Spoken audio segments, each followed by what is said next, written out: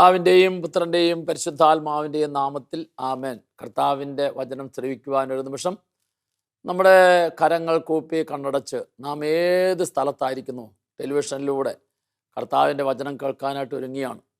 കർത്താവിൻ്റെ വചനത്തിലൂടെ നമ്മുടെ മനസ്സുകളിൻ്റെ മുറിവുകൾ സുഖപ്പെടണം, ദുഃഖഭാരങ്ങൾ മാറണം, ശരീരത്തിലെ രോഗങ്ങളും വേദനകളും സൗഖ്യമായി മാറണം. ചില ഉത്തരം കിട്ടാത്ത പ്രശ്നങ്ങൾ, അതിന് കർത്താവിൻ്റെ വചനം കേൾക്കുമ്പോൾ അതിലൂടെ തരുന്ന ഉത്തരം അതൊക്കെ സ്വീകരിക്കാനായിട്ട് സാധിക്കണം. കർത്താവേ, വചനത്തിലൂടെ ഞങ്ങളെ പുതിയ വ്യക്തികളാക്കി മാറ്റുന്നു, പുതിയ മനോഭാവം നൽകുന്നു, പുതിയ ചിന്തകൾ നൽകുന്നു. ആ മനോഭാവം, ആ ചിന്ത, അതിനെല്ലാം ദൈവീകമാക്കി ഞങ്ങളിൽ നിറയ്ക്കണമേ. നിത്യം പിതാവും പുത്രനും പരിശുദ്ധാത്മാവുമായ സർവേശ്വര എന്നേക്കും amen. Praise the Lord. Hallelujah.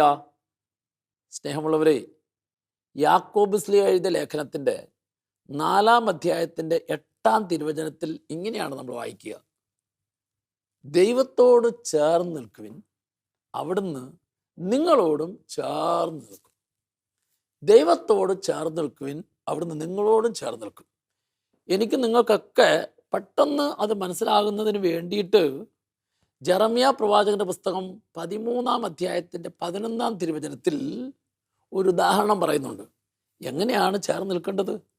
അരക്കച്ച അരയോട് ചേർന്ന് നിൽക്കുന്നത് പോലെ ഇസ്രായേൽ ഭവനവും യൂദാഭവനവും ചേർന്ന് നിൽക്കാൻ എന്ന് പറഞ്ഞാൽ ലോകത്തിലെ സകല ജനതകളും ദൈവത്തോട് ചേർന്ന് നിൽക്കാൻ ദൈവം ആഗ്രഹിക്കുന്നു.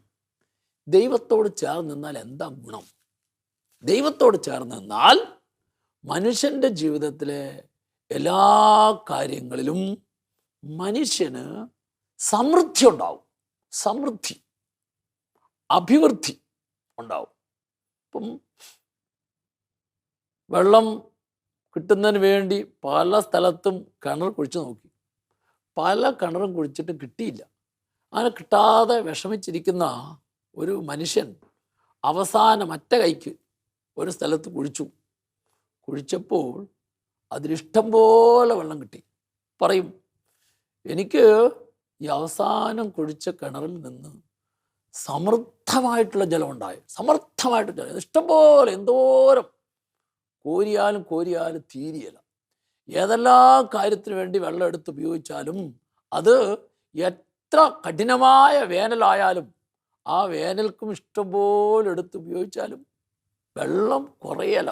എന്ന് പറഞ്ഞാൽ നല്ല സമൃദ്ധിയുണ്ട് ജലത്തിന്, സമൃദ്ധമായ ജലം.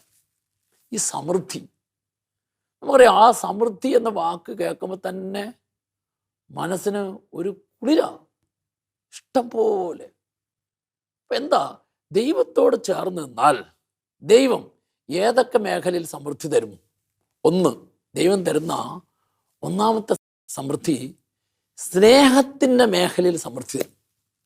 എനിക്കറിയാം, എല്ലാ മനുഷ്യ വ്യക്തികളും ആഗ്രഹിക്കുന്നത് സ്നേഹമാണ്. എന്താ കാരണം? ഒരു മനുഷ്യ വ്യക്തിയുടെ മനസ്സിനെ ദൈവം സൃഷ്ടിച്ചിരിക്കുന്ന, രൂപപ്പെടുത്തിയിരിക്കുന്നതും സ്നേഹം കൊണ്ടാണ്. അപ്പം നിങ്ങൾ അറിയണം, ഏത് സ്നേഹം കൊണ്ടാണ്? ദൈവത്തിൻ്റെ സ്നേഹം കൊണ്ടാണ്. അപ്പോൾ എൻ്റെയും നിങ്ങളുടെയും മനസ്സിൽ ദൈവത്തിൻ്റെ സ്നേഹം ഇങ്ങനെ നിറഞ്ഞാലേ എനിക്ക് സ്നേഹത്തിൻ്റെ മേഖലയിൽ സമൃദ്ധി അനുഭവിക്കാൻ സാധിക്കുള്ളൂ. അപ്പോൾ എന്ത് മനസ്സിലാക്കണം? എൻ്റെ ഭർത്താവ് എന്തോരം സ്നേഹിച്ചാലും എൻ്റെ മനസ്സിൽ നിറയ്ക്കാൻ പറ്റിയാലെന്നൊരു ഭാര്യ മനസ്സിലാക്കണം. എന്ത് ഭർത്താവ് മനസ്സിലാക്കണം? എൻ്റെ ഭാര്യ എന്തോരം സ്നേഹിച്ചാലും ആ സ്നേഹം കൊണ്ട് എൻ്റെ മനസ്സ് നിറയ്ക്കാൻ പറ്റിയല്ല എന്നൊരു ഭാര്യയും ഭർത്താവും തിരിച്ചറിഞ്ഞാൽ ഭർത്താവിൽ നിന്ന് കിട്ടുന്ന സ്നേഹത്തിന്, ബഹുമാനത്തിന്, അംഗീകാരത്തിന്, പ്രോത്സാഹനത്തിന്, അഭിനന്ദനത്തിനൊക്കെ ഏറ്റക്കുറച്ചിലുണ്ടാവും. ഈ ഏറ്റക്കുറച്ചിൽ എന്ന് പറഞ്ഞു കഴിഞ്ഞാൽ ചിലപ്പോൾ വിവാഹത്തിൻ്റെ ആദ്യ വർഷങ്ങളിലൊക്കെ 80% അല്ല 90% കിട്ടിയെന്ന് വിചാരിക്കും. 90% കിട്ടിയാൽ ഒരു 10% കുറവുണ്ട്. അപ്പം ഉടനെ മനസ്സിലാക്കണമെന്ന് അറിയാവോ, ഈ കുറവുള്ള 10% ദൈവം തരും. അപ്പം ദൈവം തരുമ്പോൾ എത്രയായി? 100ആയി. ഇനി അത് വർഷങ്ങൾ കഴിഞ്ഞ് മുമ്പോട്ട് പോകുമ്പോൾ ആ 90 വീണ്ടും താഴേക്ക് വരും. വീണ്ടും താഴേക്ക് വരുന്നതനുസരിച്ച് ഒരിക്കലും അവിടെ കുറവിൻ്റെ ഒരു ശൂന്യതയല്ല മനസ്സിൽ അനുഭവപ്പെടുന്നത്, മറിച്ച് ജീവിത പങ്കാളിയിൽ നിന്ന് ആഗ്രഹിച്ചിട്ട് കുറഞ്ഞു പോകുന്നതെല്ലാം കുറവ് കൂടാതെ ദൈവം തരും. അങ്ങനെ ദൈവം തരും എന്ന് മനുഷ്യരായ ഞാനും നിങ്ങളും അറിഞ്ഞെങ്കിലേ എന്നിൽ സ്നേഹത്തിൻ്റെ സമൃദ്ധി ഉണ്ടാവും. Price the Lord. അതുകൊണ്ടാണ് കർത്താവിൻ്റെ വചനം പറയുന്നത്, ദൈവത്തോട് ചേർന്ന് നിൽക്കുവിൻ. നിനക്ക് ചിലപ്പോൾ നീ ഒരു മകനാകാം, മകളാകാം, മാതാപിതാക്കന്മാർ ആഗ്രഹിക്കുന്ന പോലെ കിട്ടുന്നില്ല, ഒരു കുറവുണ്ട് സ്നേഹത്തിൽ. അങ്ങനെ മാതാപിതാക്കന്മാരിൽ നിന്ന് ആഗ്രഹിച്ചിട്ട് കുറഞ്ഞു പോകുന്ന സ്നേഹം കൊണ്ട് നിന്റെ മനസ്സ് കുറവുള്ള മനസ്സാകാനല്ല ദൈവം ആഗ്രഹിക്കുന്നത്. മാതാപിതാക്കന്മാരിൽ നിന്ന് ആഗ്രഹിച്ചിട്ട് കുറഞ്ഞു പോകുന്നത്, കിട്ടാതെ പോകുന്നത്, അത് ഈ അപ്പനെയും അമ്മയും തന്ന് ദൈവം തരും. അപ്പം എന്താ അറിയോ, ദൈവം എപ്പോഴും മനുഷ്യരിലെ കുറവുകളെ കണ്ടിട്ട് ആ കുറവുകളെ തൻ്റെ സ്നേഹം കൊണ്ട് നിറയ്ക്കുന്നവനാണ്. അപ്പോൾ എനിക്കും നിങ്ങൾക്കും സ്നേഹത്തിൽ സമൃദ്ധി അനുഭവിക്കാൻ സാധിക്കണമെങ്കിൽ എൻ്റെ കുറവിലേക്ക് ഞാൻ നോക്കിയിരുന്നാൽ ആ കുറവ് എന്നെ പരാതിയിലേക്ക്, പരിഭവത്തിലേക്ക്, നിരാശയിലേക്കൊക്കെ നയിക്കും. അപ്പം അതുകൊണ്ട് മനുഷ്യൻ്റെ മനസ്സ് സ്നേഹം കൊണ്ട് നിറഞ്ഞാലേ അവൻ സ്നേഹത്തിൻ്റെ മേഖലയിൽ സമൃദ്ധി അനുഭവിക്കാൻ പറ്റുള്ളൂ. അപ്പം സ്നേഹത്തിൻ്റെ മേഖലയിൽ സമൃദ്ധി അനുഭവിക്കണമെങ്കിൽ മനുഷ്യരിൽ നിന്ന് ആഗ്രഹിച്ചിട്ട് കുറഞ്ഞു പോകുന്ന കുറവിൻ്റെ ശൂന്യതയിൽ കഴിയല്ല, ആ കുറവിനെ നിറവാക്കുന്ന ദൈവത്തിലേക്ക് എൻ്റെ മനസ്സിനെ തുറക്കുക. അങ്ങനെ ഞാൻ എൻ്റെ മനസ്സിനെ തുറക്കുമ്പോൾ എൻ്റെ മനസ്സ് സ്നേഹം കൊണ്ട് നിറയും. അതാണ് സ്നേഹത്തിൻ്റെ സമൃദ്ധി. 1. 2, ഒരു വ്യക്തിയിൽ സ്നേഹത്തിൻ്റെ സമൃദ്ധി നിറഞ്ഞാൽ ആ വ്യക്തിക്ക് കർത്താവ് തരുന്ന രണ്ടാമത്തെ കാര്യമാണ് സന്തോഷത്തിൽ സമൃദ്ധി. കഷ്ടപ്പാടുണ്ട്, ബുദ്ധിമുട്ടുണ്ട്, പ്രയാസമുണ്ട്, രോഗപീഠകളുണ്ട്, പക്ഷെ നല്ല സന്തോഷമാണ്. Praise the Lord. സ്നേഹമുള്ളവർ, ഡിവൈൻ ധ്യാന കേന്ദ്രത്തിലൊക്കെ കിടപ്പ് രോഗികളായിട്ട് ധ്യാനം കൂടാൻ വരുന്ന രോഗികൾ 1-2 ആഴ്ചയൊക്കെ ധ്യാനം കൂടും. പക്ഷെ അവർ ധ്യാനത്തിൽ വരുമ്പോൾ ഈ രോഗാവസ്ഥയിൽ അപ്രതീക്ഷിതമായ ക്യാൻസർ രോഗമായിരിക്കാം, ട്യൂമർ രോഗമായിരിക്കാം, അപ്രതീക്ഷിതമായിട്ടുള്ള ആക്സിഡൻറ്റിൽപ്പെട്ടതായിട്ട് തളർന്നു കിടക്കുന്ന അവസ്ഥയായിരിക്കാം. അവരൊക്കെ വരുമ്പോൾ ഈ രോഗം മൂലം നൊമ്പരവും വേദനയും നിരാശയൊക്കെ വരും. പക്ഷേ വചനം കേട്ട് കഴിയുമ്പോൾ, വചനത്താൽ നിറഞ്ഞു കഴിയുമ്പോൾ, ആത്മാവ് പ്രവർത്തിക്കാൻ തുടങ്ങുമ്പോൾ ഒരു ബോധ്യം കിട്ടും. ആ ബോധ്യം എൻ്റെ ഈ രോഗാവസ്ഥയിലും, രോഗത്തിൻ്റെ സഹനത്തിലും, രോഗത്തിൻ്റെ വേദനയിലും ദൈവം എന്നെ സ്നേഹിക്കുന്നു. ആ സ്നേഹിക്കുന്നു എന്ന സ്നേഹ അനുഭവം മനസ്സിൽ നിറയുമ്പോൾ അവിടെയൊക്കെ മുഖത്ത് വലിയ സന്തോഷം ഉണ്ടാകുന്നു. സന്തോഷത്തിൽ സമൃദ്ധി അനുഭവിക്കാൻ സാധിക്കുന്നു. എന്താ കാരണം ഒരു ബോധ്യം കിട്ടി. ആ ബോധ്യം എന്താ? ഞാനിപ്പോഴും രോഗത്തിൻ്റെ അവസ്ഥയിലാണ്. രോഗമുണ്ട്, വേദനയുണ്ട്, കഷ്ടപ്പാട്. പക്ഷേ ഈ രോഗത്തിൻ്റെ വേദനയും കഷ്ടപ്പാടിൻ്റെ അവസ്ഥയെല്ലാം സന്തോഷം കൊണ്ട് സമൃദ്ധിയാക്കുന്ന ദൈവം ആ സന്തോഷം എനിക്ക് തരുന്നു. കഷ്ടപ്പാടിൻ്റെ നാളുകളും എനിക്ക് സമൃദ്ധി അനുഭവിക്കാനായിട്ട് സാധിക്കുന്നു. ഹല്ലേലൂയ. യെശയ്യാ പ്രവാചകന്റെ പുസ്തകം 30-ാം അധ്യായം 20-ാം തിരുവചനം. വചനം പറയുന്നത് ഇങ്ങനെയാണ്: കർത്താവ് എനിക്ക് കഷ്ടതയുടെ അപ്പവും ക്ലേശത്തിൻ്റെ ജലവും തന്നാലും ഈ തരുന്ന ഗുരു എന്നിൽ നിന്ന് മറഞ്ഞിരിക്കുന്നില്ല എന്ന് പറഞ്ഞാൽ എനിക്ക് കഷ്ടപ്പാടും ബുദ്ധിമുട്ടൊക്കെ ഉണ്ടെങ്കിലും ആ കഷ്ടപ്പാടിലും ബുദ്ധിമുട്ടിലൊക്കെ ഇത് അനുവദിക്കുന്ന ഗുരു എൻ്റെ മുമ്പിലുണ്ട്. എൻ്റെ മുമ്പിലുണ്ടെങ്കിൽ ആ മുമ്പിലുള്ള ഗുരുവിൽ നിന്ന് എന്നിലേക്ക് സ്നേഹമൊഴുകുകയാണ്. സ്നേഹം നിറയുമ്പോൾ നിറയുന്ന സ്നേഹം എന്നെ സന്തോഷത്തിലേക്ക് നയിക്കും. അപ്പോൾ സന്തോഷത്തിൻ്റെ സമൃദ്ധി. ഇനി 3-ാമത്തതാണ് ജോലിയിൽ സമൃദ്ധി. എൻ്റെ ജോലി ഏതായാലും ആ ജോലിയിൽ എനിക്ക് സന്തോഷത്തോടെ സ്വീകരിക്കാൻ സാധിക്കുന്ന, ആനന്ദത്തോടെ സ്വീകരിക്കാൻ സാധിക്കുന്ന, അഭിമാനത്തോടെ സ്വീകരിക്കാൻ സാധിക്കുന്ന ഒരു ഉൾനിറവ്, അതാണ് ജോലിയിൽ സമൃദ്ധി. ജോലിയിൽ സമൃദ്ധി ലഭിച്ചാൽ അടുത്ത 4-ാമത്തെ കാര്യമാണ് വരുമാനത്തിൽ സമൃദ്ധി. നിന്റെ ഏത് ജോലിയായാലും ആ ജോലിയിൽ നിനക്കൊന്ന് ആനന്ദിക്കാൻ സാധിച്ചാൽ, സന്തോഷിക്കാൻ സാധിച്ചാൽ, ആ ജോലി ഓർത്ത് ദൈവത്തെ സ്തുതിക്കാൻ സാധിച്ചാൽ വരുമാനത്തിൻ്റെ മേഖലയിൽ ദൈവം ഒരു വലിയ സമൃദ്ധി ഒരുക്കിത്തരും. Price the Lord. ഇനി 5-ാമത്തെ കാര്യമാണ് ബന്ധങ്ങളിൽ സമൃദ്ധി. സ്നേഹത്തിൽ സമൃദ്ധി അനുഭവിക്കുന്നവൻ, സന്തോഷത്തിൽ സമൃദ്ധി അനുഭവിക്കുന്നവൻ, അവന് ഈ വ്യക്തി ആരെല്ലാമായിട്ട് ബന്ധപ്പെട്ടിരിക്കുന്നു. ഭാര്യ ഭർത്തൃബന്ധം, മാതാപിതാക്കന്മാർ മക്കളുമായുള്ള ബന്ധം, സഹോദരി സഹോദരങ്ങളുമായിട്ടുള്ള ബന്ധം, ജോലി മേഖലയിലെ സഹപ്രവർത്തകരുമായുള്ള ബന്ധം, അധികാരികളും അധീനരുമായിട്ടുള്ള ബന്ധം, അയൽവക്കക്കാരുമായുള്ള ബന്ധം, ഈ ബന്ധങ്ങളിലെല്ലാം നല്ലൊരു സമൃദ്ധി അനുഭവിക്കാൻ സാധിക്കും. എന്ന് പറഞ്ഞാൽ ബന്ധങ്ങളിൽ മുറിവില്ലെന്ന അർത്ഥം, ബന്ധങ്ങളിൽ അകൽച്ചയില്ലെന്ന അർത്ഥം. സ്നേഹമുള്ളവരെ, ഈ 5 കാര്യങ്ങൾക്കും 5 മേഖലയിലും സമൃദ്ധി അനുഭവിക്കുന്നതിന് കർത്താവിൻ്റെ വചനം പറയുകയാണ്, ദൈവത്തോട് ചേർന്ന് നിൽക്കുവിൻ. അരക്കച്ച അരയോട് ചേർന്ന് നിൽക്കുന്നത് പോലെ നിങ്ങൾ ദൈവത്തോട് ചേർന്ന് നിൽക്കുവിൻ. ദൈവത്തോട് ചേർന്ന് നിന്നാൽ നിന്റെ ജീവിതത്തിൻ്റെ എല്ലാ മേഖലയിലും നിനക്ക് സമൃദ്ധി അനുഭവിക്കാൻ സാധിക്കും. Price the Lord. ഇനി ബൈബിളിലെ സുവിശേഷത്തിലെ ഒരു ദമ്പതി ഇങ്ങനെ സമൃദ്ധി അനുഭവിച്ചൊരു ദമ്പതി, ആ ദമ്പതിക്ക് കർത്താവ് കൊടുത്ത, ദൈവം കൊടുത്ത ഒരു മകൻ, ആ മകനെക്കുറിച്ച് ഒരിക്കൽ ഈശോ ഒരു സാക്ഷ്യം പറഞ്ഞു. ആ പറഞ്ഞ സാക്ഷ്യമാണ് ലൂക്കായുടെ സുവിശേഷം 7-ാം അധ്യായം 28-ാം തിരുവചനം. സ്ത്രീകളിൽ നിന്ന് ജനിച്ചവരിൽ യോഹന്നാനേക്കാൾ വലിയവനില്ല. ഏറ്റവും വലിയവൻ എന്ന് പറഞ്ഞാൽ ഒരു മകനേ ഉള്ളൂ. പക്ഷേ ആ ലഭിച്ച മകൻ അവരുടെ ദാമ്പത്യ ജീവിതത്തിലെ ഏറ്റവും വലിയ സമൃദ്ധിയായിരുന്നു. ദാമ്പത്യ ജീവിതത്തിൻ്റെ സമൃദ്ധി. എങ്ങനെ ഈ സ്ത്രീകളും ജനിച്ചവരിൽ ഏറ്റവും വലിയവനെ കിട്ടാൻ കാരണം എന്താണെന്ന് ചോദിച്ചു കഴിഞ്ഞാൽ, എലിസബത്ത് സക്കറിയ ദമ്പതികൾ അവർ വിവാഹം കഴിഞ്ഞ് വർഷങ്ങൾ കഴിഞ്ഞിട്ട് മക്കളില്ല എന്നുള്ളത് ദാമ്പത്യ ജീവിതത്തിൽ ഒരു കുറവായിരുന്നു. എന്നാൽ ഈ എലിസബത്തും സക്കറിയായും ദാമ്പത്യ ജീവിതത്തിലെ സന്തോഷത്തിൻ്റെ പൂർണ്ണതയ്ക്ക്, സമൃദ്ധിയുടെ പൂർണ്ണതയ്ക്ക്, വിജയത്തിൻ്റെ പൂർണ്ണതയ്ക്ക് ഒരു കുഞ്ഞില്ല എന്ന കാരണത്തിലേക്ക് നോക്കിയിട്ട്, ഇനി എന്തുകൊണ്ട് സ്ത്രീകൾ ജനിച്ചാൽ ഏറ്റവും വലിയവനെ കിട്ടാൻ 3 കാരണങ്ങളാണ്. അതിലൊന്നാമത്തെ കാരണമാണ് ദാമ്പത്യ ജീവിതത്തിലെ സന്തോഷത്തിൻ്റെ പൂർണ്ണതയ്ക്ക് ഒരു കുഞ്ഞില്ല എന്ന കാരണത്തിലേക്ക് നോക്കി. 1, എലിസബത്ത് സക്കറിയ ദമ്പതികൾ ഉള്ളിൽ ദുഃഖിച്ചില്ല. 2, ഉള്ളിൽ വേദനിച്ചില്ല. 3, ഉള്ളിൽ പരസ്പരം കുറ്റപ്പെടുത്തിയില്ല.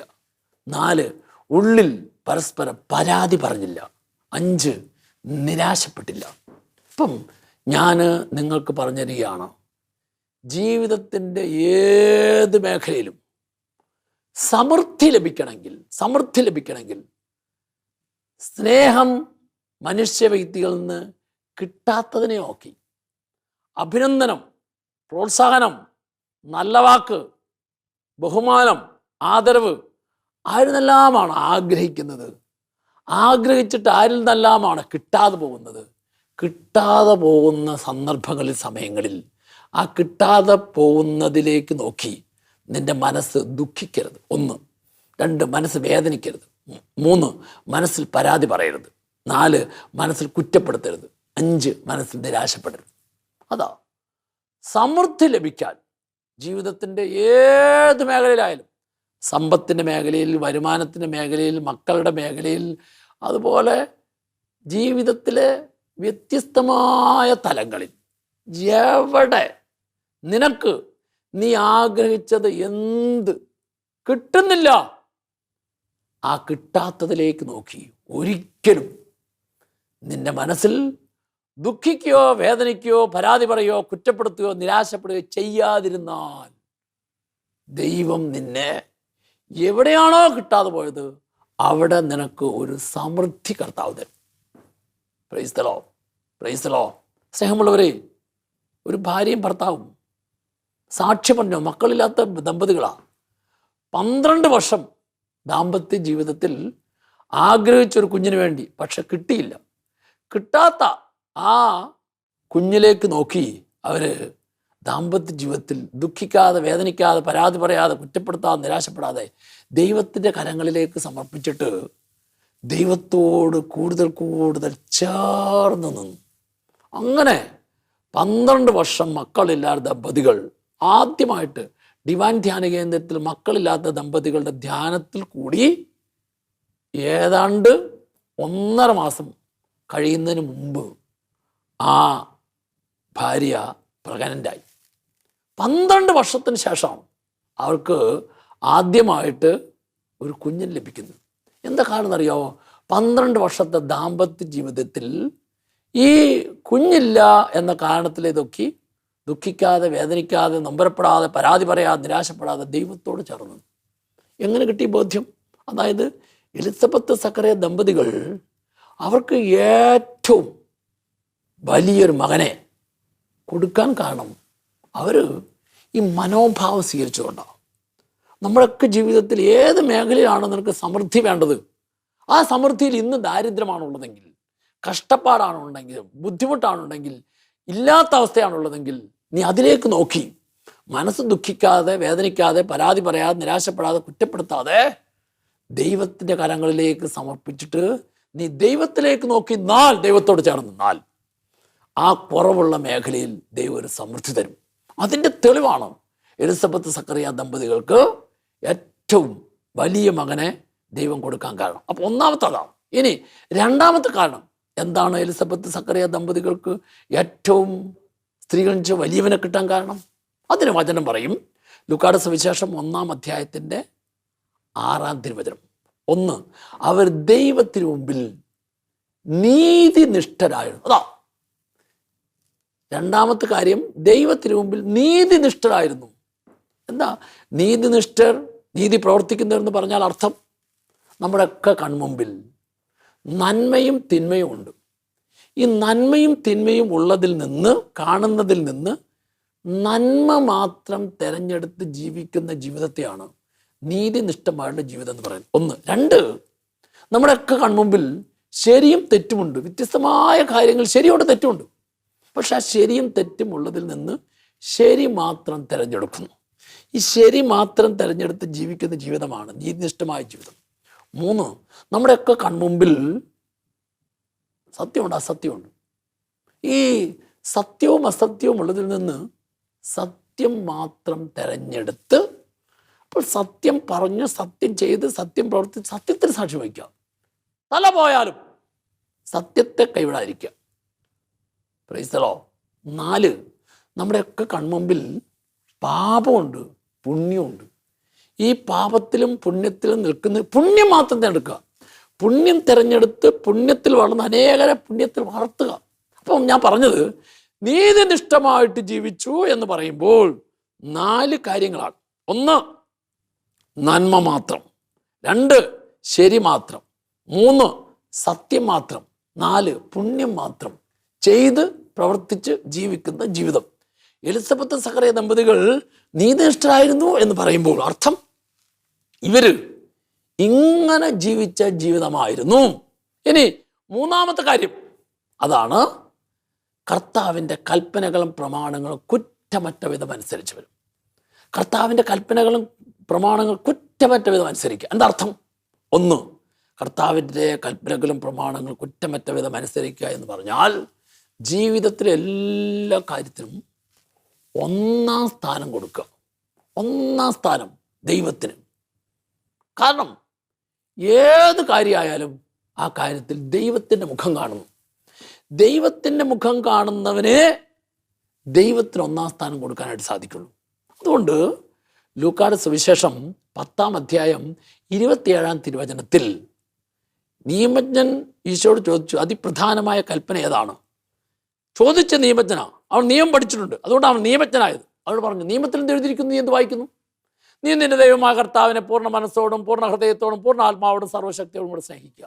അർത്ഥം ദൈവത്തിന് 1-ാം സ്ഥാനം കൊടുക്കുക എന്ന് പറഞ്ഞാൽ മനസ്സിൻ്റെ പൂർണ്ണതയിൽ, ഹൃദയത്തിൻ്റെ പൂർണ്ണതയിൽ, ആത്മാവിൻ്റെ പൂർണ്ണതയിൽ, ശക്തിയുടെ പൂർണ്ണതയിൽ ദൈവത്തെ സ്നേഹിക്കുക. ഇനി ഒന്നും കൂടെ ചുരുക്കി പറഞ്ഞാൽ ഏത് കാര്യമായാലും ദൈവവിചാരത്തോടെ ചെയ്യുക. ദൈവവിചാരത്തോടെ ചെയ്യുക. ഇത് ദൈവം അറിയും, ദൈവം കാണും, ദൈവം മനസ്സിലാക്കും. അതുകൊണ്ട് ദൈവമേ, ഞാൻ ഈ കാര്യത്തിൽ എന്താണ് ചെയ്യേണ്ടത്? അത് ദൈവത്തോട് ആലോചന ചോദിക്കുക. ദൈവത്തോട് ആലോചന ചോദിച്ച് ജീവിക്കുന്ന ജീവിതത്തിൽ ദൈവം സമൃദ്ധി തരും. Price the Lord. ഇനി അപ്പോൾ ദൈവത്തിന് ഒന്നാം സ്ഥാനം കൊടുക്കുക. 2, ദൈവത്തോട് ആലോചന ചോദിക്കുക. 3, ദൈവത്തിൻ്റെ പദ്ധതി സ്വീകരിക്കുക. ദൈവത്തിൻ്റെ പദ്ധതി സ്വീകരിക്കുക. ജെറമ്യാ പ്രവാചകന്റെ പുസ്തകം 29-ാം അധ്യായം 11-ാം തിരുവചനം ഇങ്ങനെ പറയും: നിന്നെക്കുറിച്ച് എനിക്കൊരു പദ്ധതിയുണ്ട്, അത് നാശത്തിൻ്റെ പദ്ധതിയല്ല, ക്ഷേമത്തിൻ്റെ പദ്ധതിയാണ്, ശുഭമായ ഭാവിയെ പ്രത്യാശയും തരുന്ന പദ്ധതി. എങ്ങനെ ഞാൻ ആ വചനത്തെ സ്വീകരിക്കണം? അതായത് ഇപ്പോഴെൻ്റെ കൺമുമ്പിൽ കാണുന്ന നഷ്ടമാണെങ്കിൽ ഈ നഷ്ടത്തിൽ ദൈവത്തിൻ്റെ പദ്ധതി ഇതിനെ ലാഭമാക്കി മാറ്റുക എന്നുള്ളതാണ്. ഇപ്പോൾ ഞാൻ ജീവിതത്തിൽ അനുഭവിക്കുന്ന പരാജയമാണെങ്കിൽ ഈ പരാജയത്തിൽ വിജയത്തിൻ്റെ പദ്ധതി, അതാണ് ശുഭമായ ഭാവി, പ്രത്യാശ, അതാണ് ദൈവത്തിൻ്റെ പദ്ധതി. അപ്പോൾ എൻ്റെ ശരീരത്തിൽ ഇപ്പോൾ രോഗവും വേദനയുമാണെങ്കിൽ ഈ രോഗത്തിലും വേദനയിലും കർത്താവ് എനിക്ക് പൂർണ്ണ ആരോഗ്യം തരും, പദ്ധതി. എൻ്റെ ജീവിതത്തിൽ കടബാധ്യതയാണെങ്കിൽ ഈ കടബാധ്യതയിൽ കർത്താവ് എനിക്ക് സമ്പത്തിൻ്റെ മേഖല ഒരു സമൃദ്ധി തരും. അങ്ങനെ അതിനെ മുൻകൂട്ടി കാണുന്ന പദ്ധതി. Price the Lord. ഹല്ലേലൂയ. അപ്പോൾ ഞാൻ പറഞ്ഞ കാര്യം, ദൈവത്തോട് ചേർന്ന് നിൽക്കുന്ന വ്യക്തികൾക്ക് ദൈവം സമൃദ്ധി തരും. 5 മേഖലയിൽ സമൃദ്ധി: സ്നേഹത്തിൽ സമൃദ്ധി, സന്തോഷത്തിൽ സമൃദ്ധി, ജോലിയിൽ സമൃദ്ധി, വരുമാനത്തിൽ സമൃദ്ധി, ബന്ധങ്ങളിൽ സമൃദ്ധി. ഇനി ഈ സമൃദ്ധി കിട്ടണമെങ്കിൽ എന്ത് ചെയ്യണം? ഈ സമൃദ്ധി കിട്ടണമെങ്കിൽ എൻ്റെ ജീവിതത്തിൽ ഇപ്പോൾ എന്തെല്ലാം ദാരിദ്ര്യം, ബുദ്ധിമുട്ടും, പ്രയാസങ്ങളും, രോഗങ്ങളുണ്ടോ, ഞാൻ അതിലേക്ക് നോക്കി 1, മനസ്സ് ദുഃഖിക്കരുത്, വേദനിക്കരുത്, പരാതി പറയരുത്, നിരാശപ്പെടരുത്, കുറ്റപ്പെടുത്തരുത്. 2, ഞാൻ എല്ലാ കാര്യത്തിലും ദൈവത്തിന് 1-ാം സ്ഥാനം കൊടുക്കുക, ദൈവത്തോട് ആലോചന ചോദിക്കുക, ദൈവത്തിൻ്റെ പദ്ധതിയെ സ്വീകരിക്കുക. ഒപ്പം ജീവിതത്തിൽ എല്ലാ കാര്യത്തിലും നന്മ, ശരി, സത്യം, പുണ്യം അനുസരിച്ച് ജീവിക്കുക. ഇങ്ങനെ ജീവിക്കുന്ന വ്യക്തിയായി മാറിയാൽ നിന്റെ ജീവിതത്തിലെ എല്ലാ മേഖലകളിലും ദൈവം സമൃദ്ധി തരും. അപ്പോൾ ഇന്നത്തെ വചന ശുശ്രൂഷയിലൂടെ ദൈവം നമുക്ക് തരുന്ന വാഗ്ദാനം, നിന്റെ ജീവിതത്തിൽ ഏത് കാര്യത്തിലും ഞാൻ നിനക്ക് ഒരു സമൃദ്ധി തരുമെന്നാണ്. ഇപ്പോൾ ഏതെല്ലാം കാരണങ്ങളാൽ ബുദ്ധിമുട്ടും വേദനയും നൊമ്പരവും അനുഭവപ്പെടുന്നവരെ, നിങ്ങളതിനെ ദൈവത്തിൻ്റെ കരങ്ങളിലേക്ക് കൊടുത്തിട്ട് ദൈവത്തോട് ചേർന്ന് നിൽക്കുന്നു. ദൈവം നിങ്ങൾക്ക് ഏറ്റവും സമീപഭാവിയിൽ എല്ലാ കാര്യങ്ങളിലും ഒരു സമൃദ്ധി തരും. ആ സമൃദ്ധി തരുന്ന ദൈവത്തെ നമ്മുടെ നെഞ്ചോട് നമുക്ക് ചേർത്ത് പിടിക്കാം. കരങ്ങൾ കൂപ്പി കണ്ണടച്ച്, കർത്താവേ, ഇന്ന് വചനത്തിലൂടെ ഞങ്ങൾക്ക് നൽകിയ ഈ സമൃദ്ധിയുടെ അനുഭവം ഞങ്ങളിപ്പോൾ ഏതെല്ലാം മേഖലയിൽ ദാരിദ്ര്യവും ബുദ്ധിമുട്ടും രോഗവും അനുഭവിക്കുന്നോ അതിനെ നിൻ്റെ കരങ്ങളിലേക്ക് സമർപ്പിച്ച് ആ സമൃദ്ധി അനുഭവിക്കുവാൻ ഞങ്ങൾക്ക് ശക്തി നൽകണമേ, കൃപ നൽകണമേ. നിത്യം പിതാവും പുത്രനും പരിശുദ്ധാത്മാവുമായ സർവേശ്വര എന്നേക്കും ആമേൻ. Praise the Lord.